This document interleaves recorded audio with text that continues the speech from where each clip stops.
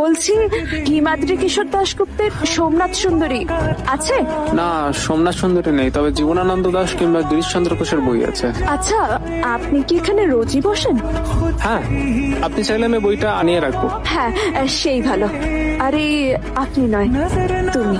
তুমি বুঝি খুব বই পড়তে ভালোবাসো? হ্যাঁ, তুমি কি করতে ভালোবাসো? লিখতে। বলছি কাল সকালে হাঁটতে যাবে? কোথায়? অজানা অচেনা কিছুর খোঁজে। আমার যা অজানা যা অচেনা সবটাই এক, সবটাই অন্ধকার। তুমি দেখবে, আমার চোখ দিয়ে দেখবে। হাতটা ছেড়ে যেও না কখনো। তুমি থাকতে পারবে তো আমার সাথে?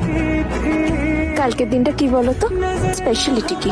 জীবনের প্রতিটা স্পেশাল দিনে আমার কাছে অথরা চাই। দিনক্ষণের হিসাব করবো কিভাবে বলতে পারো? তোমার মতো একটা পেসিমিস্টিক মানুষ না আমি জীবনে দেখিনি। আমি এমন হাজারো মানুষের নাম বলতে পারবো যারা চোখে দেখতে পেতেন না, কিন্তু জীবনে অনেক বড় বড় কাজ করেছেন, কারণ তারা পেশেন্টকে ভালোবেসেছে। ক্লড মনে ছবি আঁকতেন, যে ফেলি মিউজিশিয়ান ছিলেন।